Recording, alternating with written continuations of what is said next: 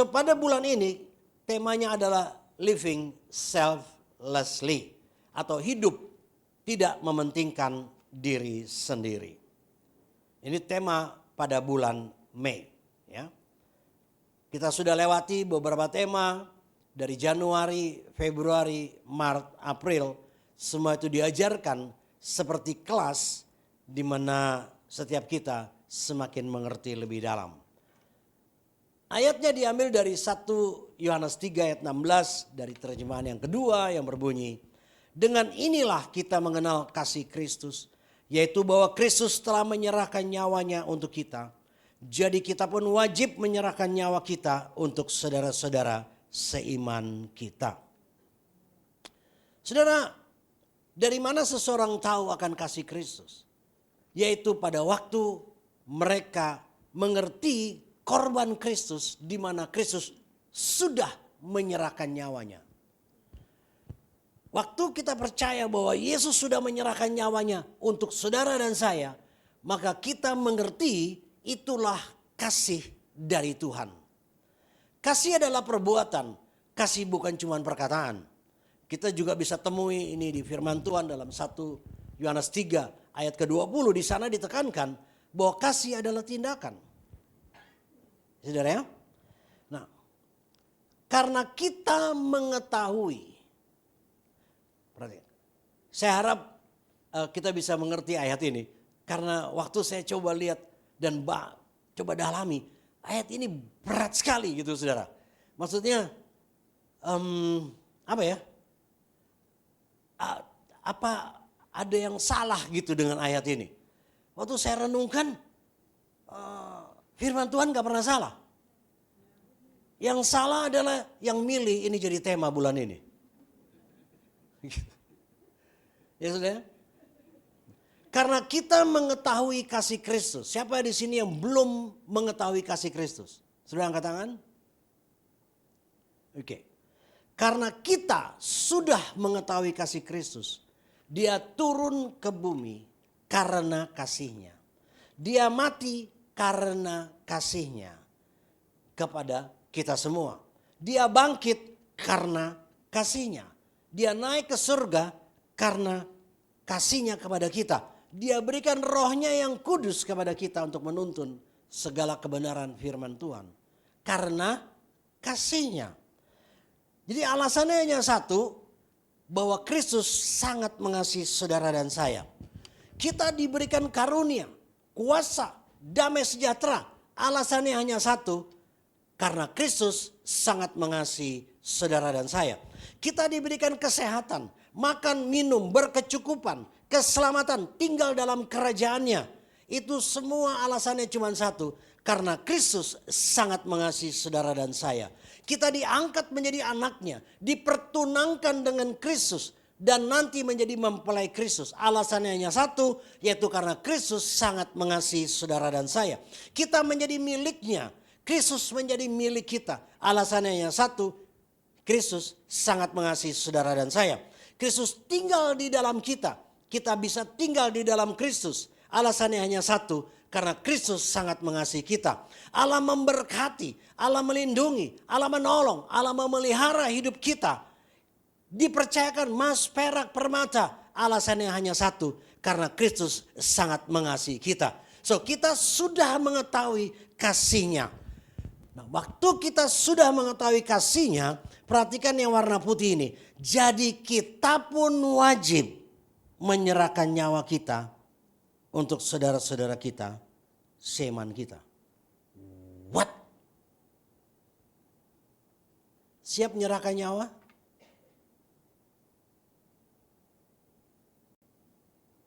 Siap menyerahkan nyawa? Yang ketiga. Biasanya 3 kali kalau Tuhan Yesus nanya kan. Karena Petrus nyangkal Yesus juga 3 kali. Siapkah saudara menyerahkan nyawa? Dengar ini saudara. Bukan untuk Tuhan. Bagi orang lain yang seiman. Makanya saya bilang, yang salah bukan ayatnya. Yang salah yang milih ayat. Karena ini akan dibahas. Di minggu ini Minggu depan lebih dalam. Minggu depannya lagi lebih dalam. Saya nggak tahu, gereja bisa kosong mungkin. Tapi kami bertanggung jawab tidak mencetak pengikut Kristus. Kalau kami mau mencetak pengikut Kristus, banyak lampu kedap-kedip, luar biasa yang lucu-lucu gitu saudara. Undang artis dan sebagainya. Enggak, karena artis pergi, mereka pun pergi. Tapi murid tetap tinggal. Dan itu terbukti di dalam Yohanes pasal 6. Ada ribuan orang mengikut Kristus. Khususnya setelah Yesus melakukan mujizat roti dan ikan. 5.000 orang laki-laki. Jadi lebih dari 5.000 orang makan sampai kenyang ya, bukan cuma makan. Makan sampai kenyang, sisanya 12 bakul. Setelah itu Yesus menyingkir dari mereka. Dan kemudian mereka tetap mengikuti. Sampai satu saat mereka ketemu lagi. Hei Rabi, rupanya kamu ada di sini. Kami mencari engkau. Perhatikan Yohanes pasal 6. Apa yang Yesus katakan? Kamu cari aku karena makan roti gratis kan?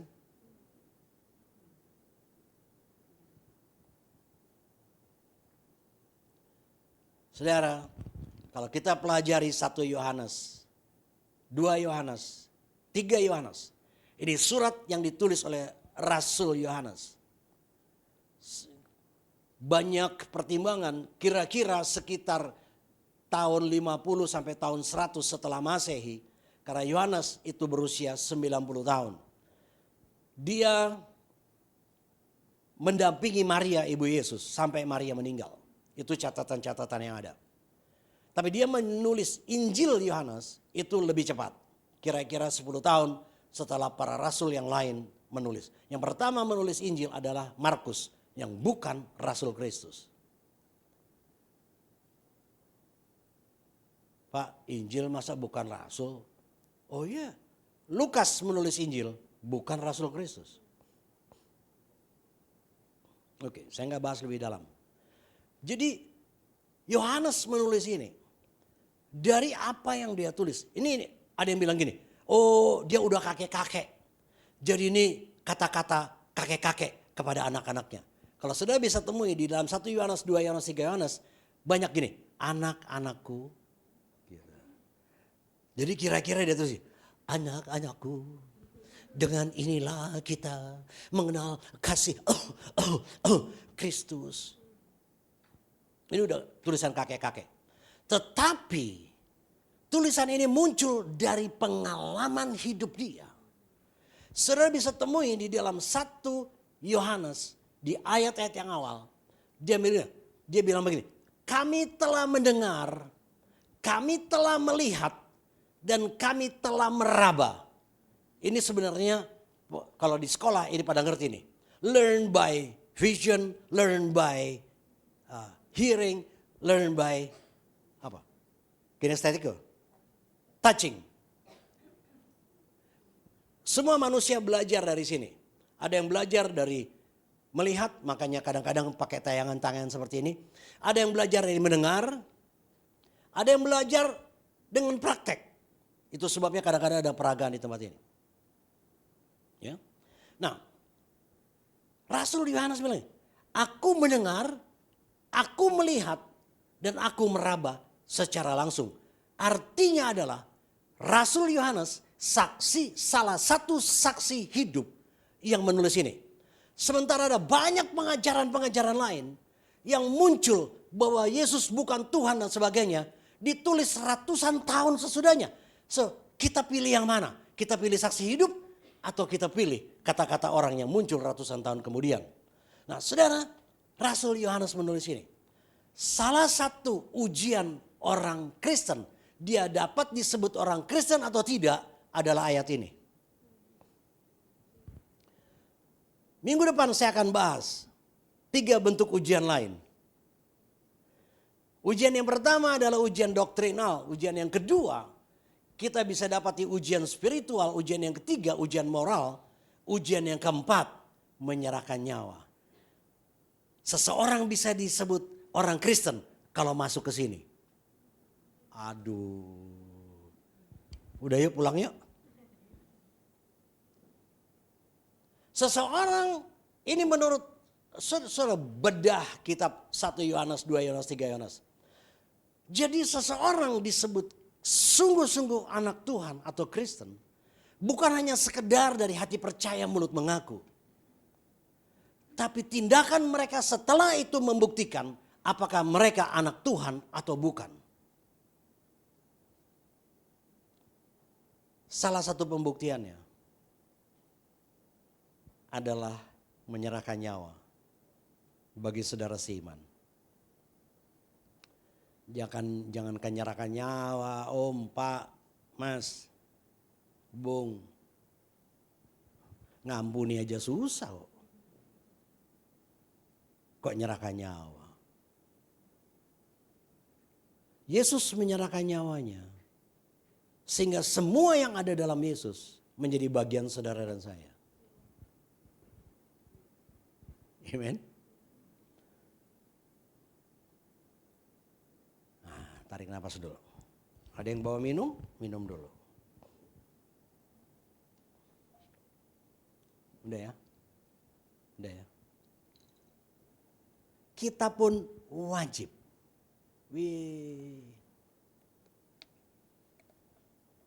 Saya selidiki kata wajib.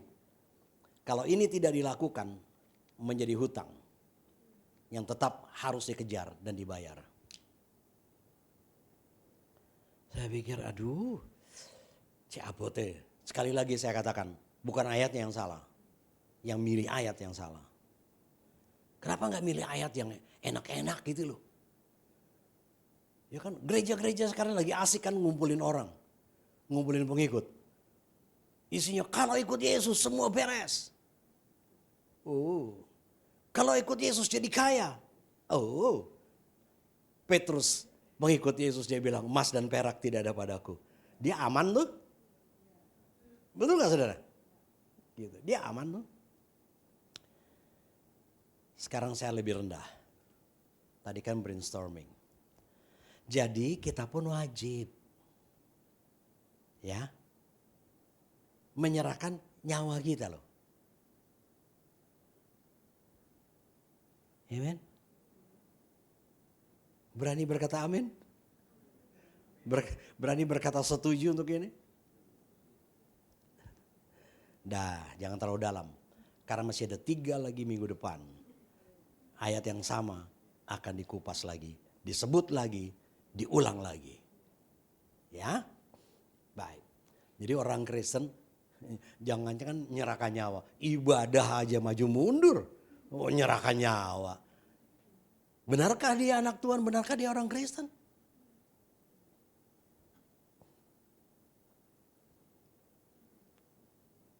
Berdoa aja kadang ada kadang enggak. Ya. Baca Alkitab kadang ada kadang enggak. Gitu loh. Kalau ibadah Natal dan Paskah sekali-sekali. Natal Paskah pas, napas sekali-sekali. Kehidupan orang Kristen. Saya bedakan kata orang Kristen dengan anak Tuhan ya. Saya bedakan. Oke, baik. Udah ada. Sekarang abis ini ringan. Ringan ya. 1 ayat setelah ayat 16. Barang siapa mempunyai harta duniawi dan melihat saudaranya menderita kekurangan. Tetapi menutup pintu hatinya. Bukan pintu dompetnya. Tetapi menutup pintu hatinya terhadap saudaranya itu. Bagaimanakah kasih Allah dapat tetap di dalam dirinya? Aduh ini juga. Aduh capek deh.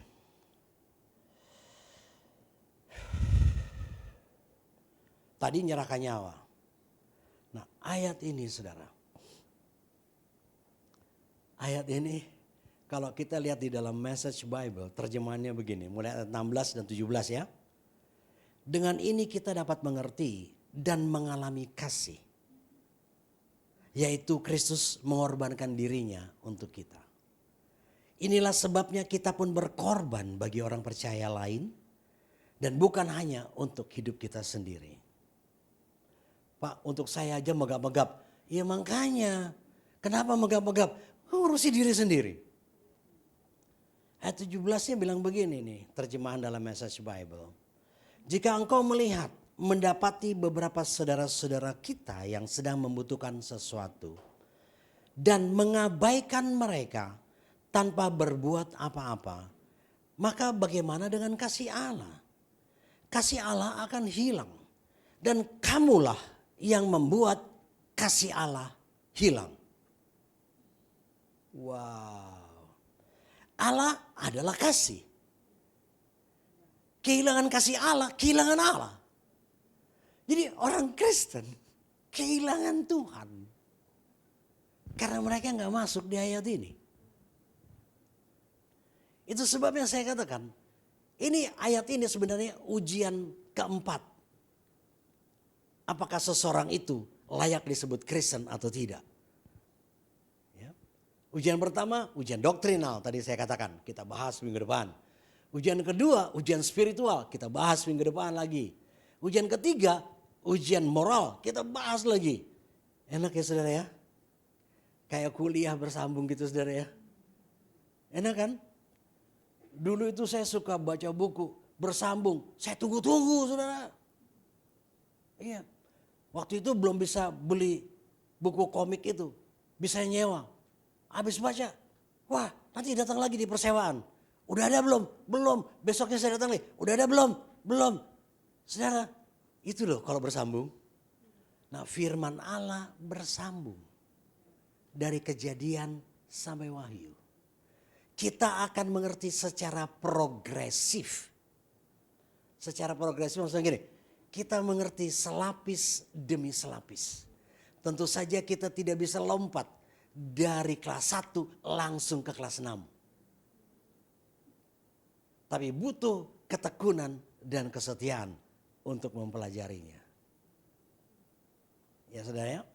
Nah, jadi saudara, membuat kasih Allah tidak kelihatan sama membuat Allah tidak kelihatan dalam hidup dirinya. Itu sebabnya nggak heran kita ketemu orang Kristen, Kristusnya nggak kelihatan.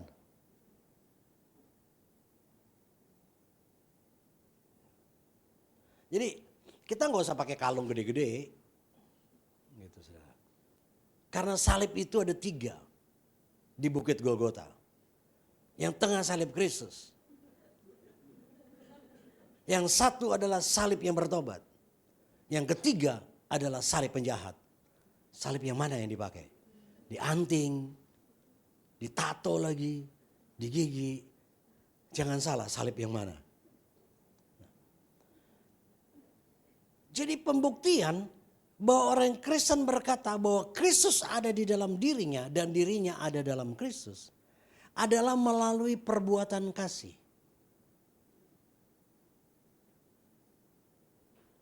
Banyak orang, oh aku percaya Kristus ada dalam saya. Jadi saya pasti sukses di dunia bisnis. Saya sukses di mana? Saudara, kesuksesan orang Kristen adalah pada waktu orang lain lihat Kristus muncul dari hidupnya. Itu ukuran sukses. Waktu orang Kristen menilai atau mengambil ukuran sukses dari dunia, jelas mereka babak belur. Karena nggak pernah sampai dan mereka nggak akan pernah puas. Tapi Yesus akan memuaskan saudara dan saya. Amen? Tak mau diam, udahlah saya pelan-pelan aja deh. Sekali lagi saya katakan yang milih ayat yang salah. Allah adalah kasih. Kita ketemu dalam 1 Yohanes 4. Jadi Yohanes ini, aduh kalau dia, dalam mau diiris-iris kita kalau kita baca itu. Allah adalah kasih. Bukti bahwa Allah adalah kasih adalah kita pun mengasihi dan menyerahkan nyawa kita bagi saudara-saudara seiman.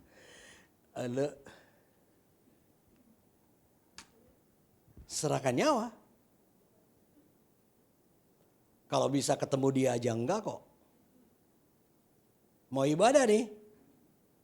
Dari belakang lihat. Dia duduk di mana tuh?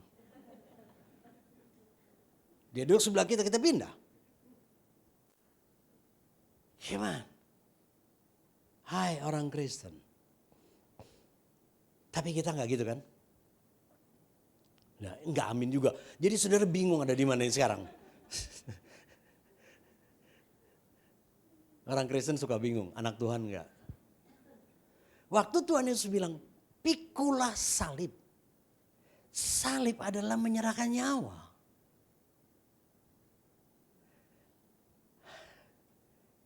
Amen. Jadi sekali lagi saya mau katakan, bukan serahkan nyawa untuk Tuhan. Ada banyak martir serahkan nyawa untuk Tuhan. Wow, luar biasa. Tapi ayat ini bicara tentang serahkan nyawa untuk sesama orang Kristen. Konteks pelayan berbeda.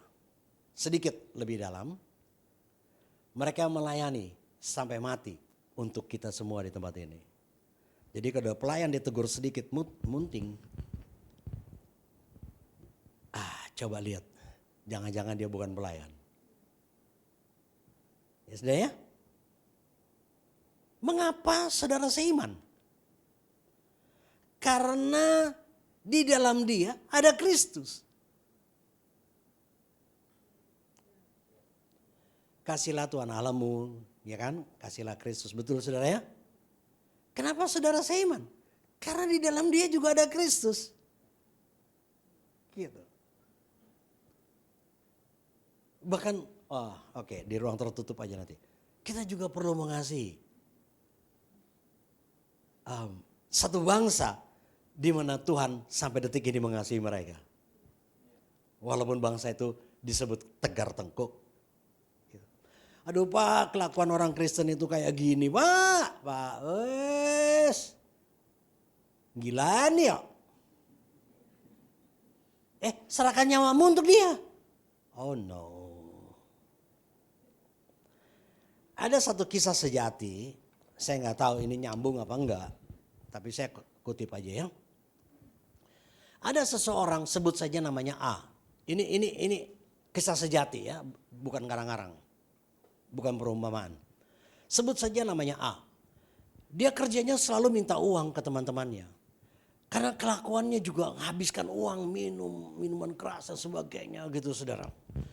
Nah, satu waktu beberapa teman-teman yang lain sedang ngobrol-ngobrol, ada beberapa orang, tiba-tiba si A datang. Mereka, si A datang.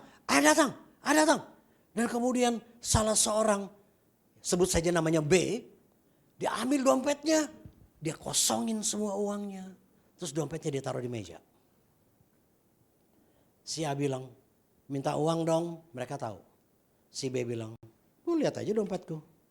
Waktu dia lihat dompet, nggak ada uangnya, karena emang udah diselamatkan.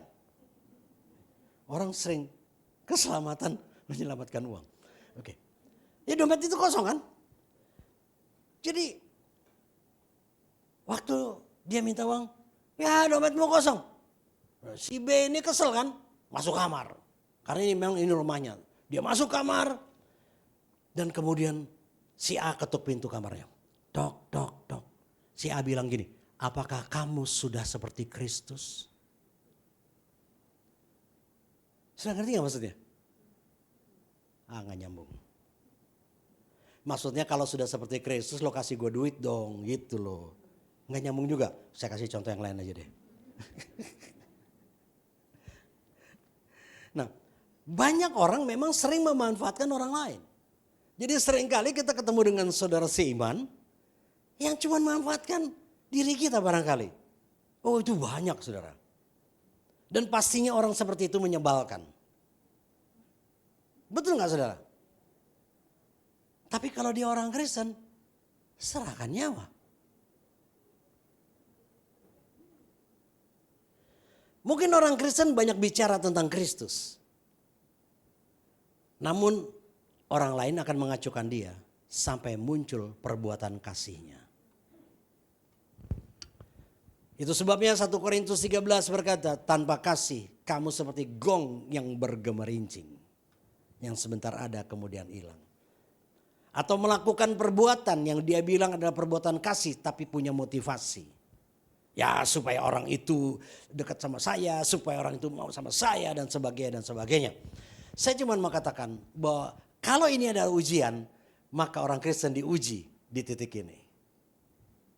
Ada perbuatan kasih atau tidak. Ya.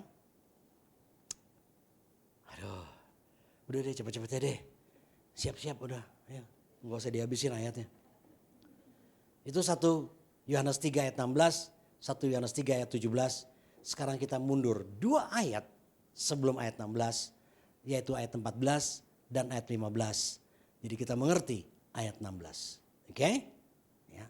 Nah, moga-moga nggak lebih berat. 1 Yohanes 3 ayat 14-15.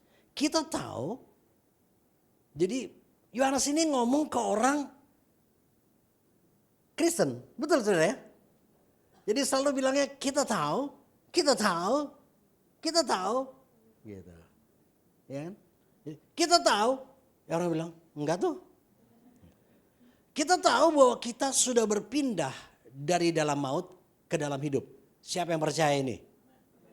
Bahwa saudara pindah dari maut ke dalam hidup. Percaya ya? Oke. Yaitu karena kita mengasihi saudara kita. Ya iya. Jadi definisi pindah dari maut kepada hidup adalah waktu mengasihi saudara kita. Barang siapa tidak mengasihi, saudara baca aja deh. Terus, yuk. Iya.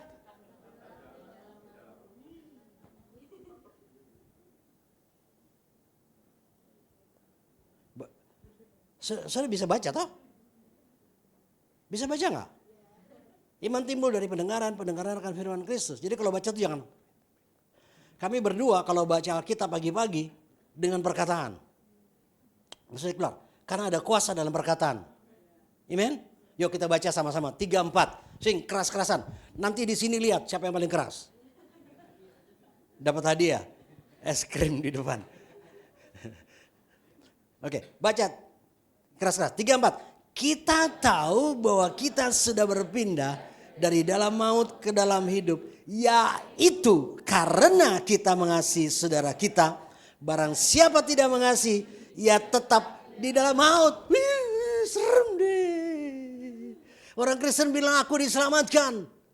Oh ya, keselamatan disediakan. Betul. Tapi buktikan dong kalau kita anak Tuhan. Ayat 15 baca sama-sama. 3, 4. Setiap orang yang membenci saudaranya adalah seorang pembunuh manusia. Dan kamu tahu bahwa tidak ada seorang pembunuh yang tetap memiliki hidup yang kekal di dalam dirinya. Saudara kalau gak percaya buka sendiri ayatnya deh. Saya gak reka-reka nih ayat ini. Gak saya tambah, gak saya kurangin. Tanggung jawab itu di kitab Wahyu bilang kamu tambah, kamu kurangi. Wah itu berbahaya. Jadi kita mengerti sekarang, ya, karena ada kata-kata saudara seiman kan, kita ngerti sekarang kenapa temanya perlu mengampuni, kenapa temanya perlu rekonsiliasi, kenapa temanya perlu rendah hati, karena kalau enggak tetap dalam maut, oh no, jadi pembunuh. Kenapa bilang pembunuh? Ada banyak orang pembunuh karakter.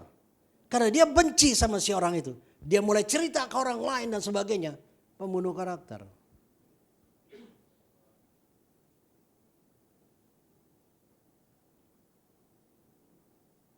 Nah, kok berat banget? Ya, sekarang kita naik ke permukaan yang lebih enteng. Karena kalau berenang, kita sekarang pakai ban. Karena tadi tenggelam kan? Ya nggak apa-apa tenggelam dalam kasih. Betul ya? Kasih itu korban loh. Ya. Mulai dari hal-hal yang kecil. Saya mau bersaksi sedikit. Kami berdua minggu lalu itu pelayanan di Rock Tabanan. Dan 2 minggu yang lalu kami berdua pelayanan di kota Pare. Tapi bukan Rock. Makanya gak ketemu 2 minggu ya. Tapi saya cuma mau bilang begini. Kalau kami berdua gak ada, kita keluar ke tempat lain. Karena saudara yang mengutus kami gereja GBI Rock Banyuwangi mengutus hambanya untuk memberitakan kebenaran. Jadi kami pergi adalah utusan saudara. So, Shishini, terima kasih Kamsha bahwa saudara sudah mengutus kami. Oke. Minggu lalu di Tabanan. Oleh anugerah Tuhan, kami berdua dipercayakan melayani di kota Tabanan. Dimulai dengan kira-kira 7 jiwa di sana.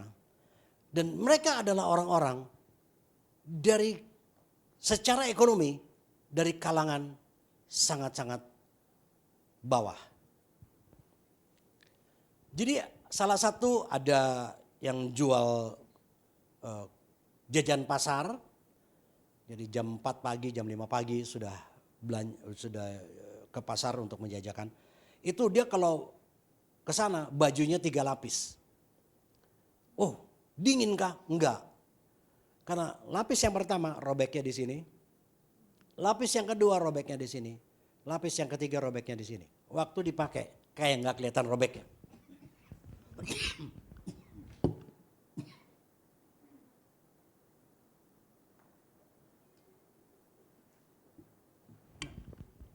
Saya nggak cerita tentang dia.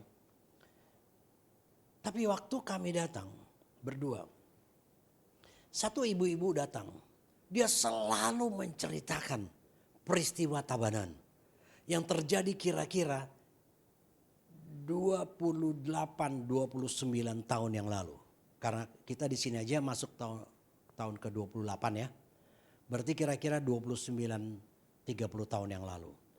Jadi kami berdua mulai melayani mereka dari persekutuan sampai akhirnya berdiri gereja di sana. Semua anugerah Tuhan. Dalam satu hari saya baptis 26 orang di kolam renang bukan milik orang Kristen. Gitu. Ya. Kita bisa beribadah di ruangan yang bukan milik orang Kristen. Tapi mereka tahu kalau mereka memberi, Tuhan pasti perhitungkan. Nah, waktu itu saya ngobrol, saya dengan cucu saya. Dia bilang gini, kamu tahu gak Opa aduh saya gak bisa lupa. Bahwa pada waktu itu anak mereka yang masih kecil sekarang ini sudah berusaha sendiri. Ya 28 tahun, 29 tahun yang lalu gitu saudara. Itu dia sakit sedangkan ayahnya sedang bertugas ke Jawa karena jadi Tabanan. Sehingga gak bisa hadir. Saya ingat Pak Richard itu dia bilang. Pak Richard yang nganter ke rumah sakit. Kemudian dari nganter ke rumah sakit. Dan Pak Richard yang beliin susu. Semuanya dibereskan oleh Pak Richard. Saya gak tahu lagi kalau itu. Bagaimana? Terus Pak Richard lupa ya?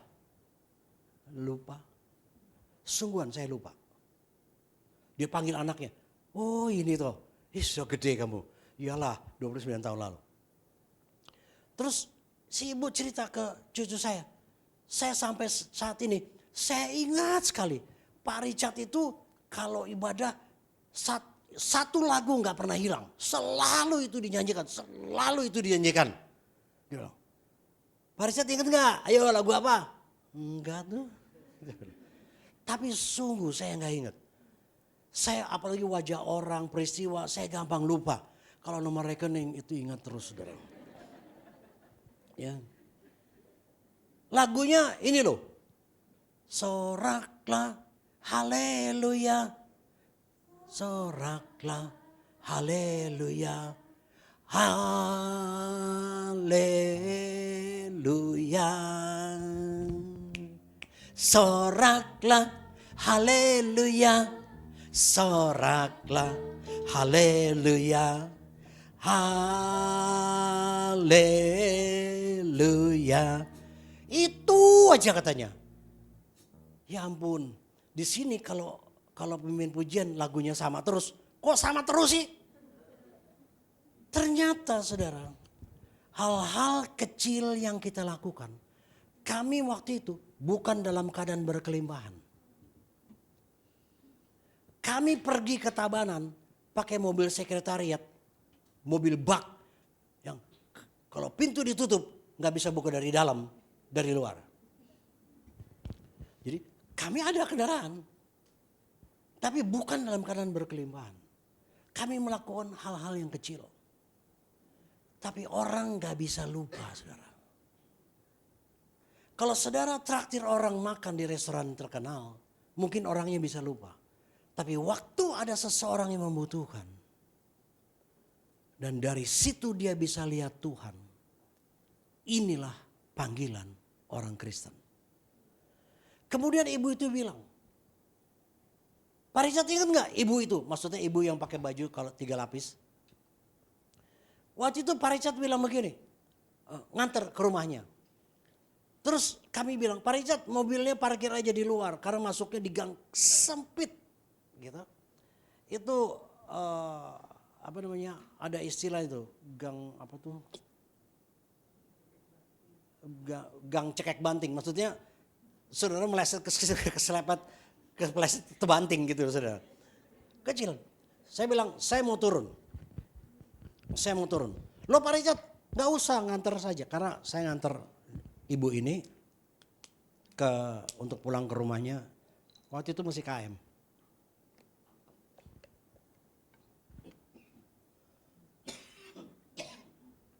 Saking semangatnya.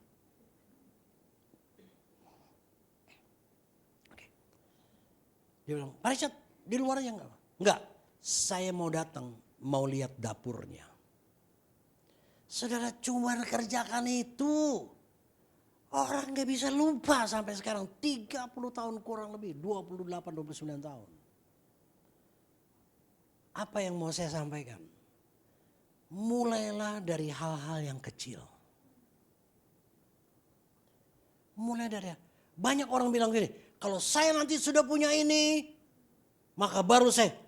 Itu fokusnya ke ini. Bukan fokusnya melayani. Karena melayani tidak tunggu punya semua. Amen. Kalau mau jadi seperti Kristus, Kristus datang untuk melayani, bukan untuk dilayani. Ya. Kan yang lebih dalam serahkan nyawa. Pertanyaan saya adalah, adakah orang-orang yang lihat Yesus melalui hidup kita? Kalau enggak, mulailah dari hal-hal yang kecil. Ya saudara ya? Mulai dari hal-hal yang sederhana. Dari mana kita mulai? Dari rumah dong. Gitu. Dari rumah kita. Banyak orang mulai dari luar. Alkitab, Yesus sistematis. Engkau menjadi saksiku di Yerusalem, Yudea, Samaria, ke ujung bumi. Enggak langsung lompat ujung bumi. Tapi Yerusalemnya dilupakan. Enggak. Mulai dari rumah. Ya. Saudara baca sendiri nanti di dalam Efesus pasal 5 ayat 21 sampai 33. Intinya adalah saling mengasihi dan saling menghormati. Di situ kita ketemu bahwa Yesus itu menjadi teladan kita. Dengan cara Yesus mengasihi jemaatnya sampai mati. Hubungan Kristus dengan jemaat seperti ini. Nah ini yang ditantang kepada kita semua. Bahwa kita pun sampai seperti Kristus melayani sampai mati. Menyerahkan nyawanya. Ya saudara ya. Gak enak beritanya. Karena kalau mengasihi, aduh panjang sabar. Panjang sabar itu long suffering. Long suffering itu menderita yang panjang. Nah itu anak Tuhan. Tapi jangan cari gara-gara. Pukuli polisi pinggir jalan terus menderita panjang. Itu mencari gara-gara. Gitu. Jadi saudara ayat ini gini. Allah adalah kasih. 1 Yohanes 4 ayat 16, betul? Ukuran kasih adalah Allah. Jadi kalau ada orang Kristen bilang begini, saya mengasihi, sudahkah sampai seperti Kristus mengasihi? Itu sebabnya saya selalu ingatkan kepada bapak-bapak di kelas ayah, ya kelas itu. Saya bilang gini, kalau seorang suami belum berdarah-darah mengasihi istrinya, jangan-jangan dia nggak cinta sama istrinya. Ini kita sama-sama bapak-bapak sepakat tuh. Gitu. Dia bilang, Om berdarah-darah ya sama tante? Iya, berdarah-darah. Yes, tapi itulah cinta. Dari mana datangnya cinta? Dari mana? Dari dompet. Cinta itu buta. No, cinta bisa bedakan mana Honda, mana Yamaha. Jadi ukuran kasihnya seperti Kristus mengasihi dan telah menyerahkan nyawanya, termasuk menyalibkan dirinya. Itu ya makna dari firman yang berbunyi, kasihlah musuhmu. Jadi nanti pulang cari musuh. Kalau nggak punya musuh, pukul dia sampai dia jadi musuh kita. Baru terus aku pukul karena aku mengasihi kamu. Terus dia bilang gini, oh aku juga mengasihimu. Kamu pukul aku pipi kiri, aku tendang pipi kananmu. Kita sama-sama mengasihi. Oke, Lukas 1:17. Kalau mulai dari rumah ini dia.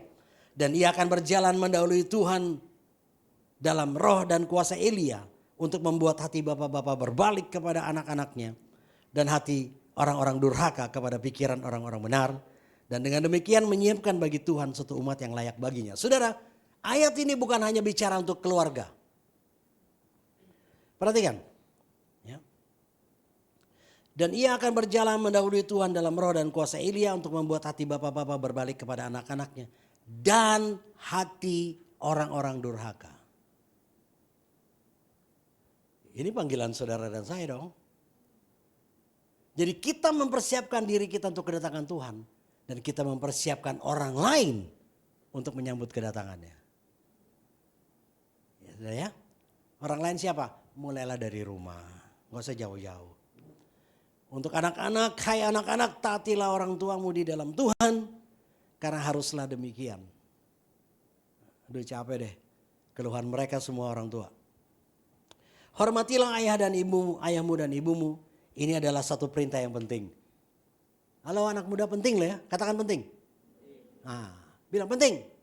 Nah, gitu dong. Oke. Seperti yang nyata dari janji ini, supaya kamu berbahagia dan panjang umurmu di bumi ini. Mau bahagia? Itu dia. Selesai tutup. Tarik napas lega, silakan. Tapi sebelum kita tutup, kita baca lagi ayat ini. Supaya ayat ini yang dibawa pulang. Ya?